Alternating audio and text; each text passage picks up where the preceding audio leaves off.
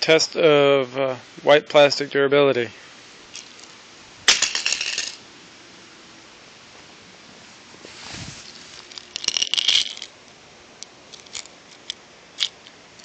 It landed right on the corner.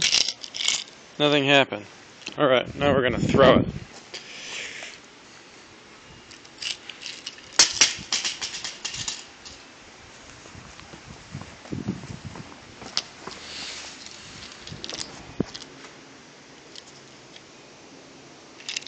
Scuff at the corner there.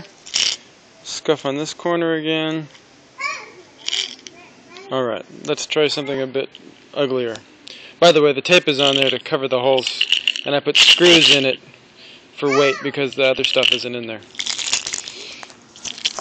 Alright.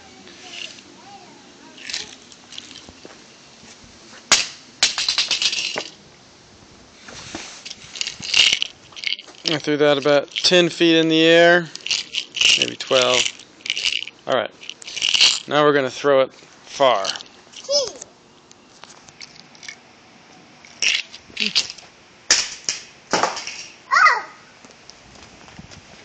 And my son is going to chase it down. He thinks this is a fun game.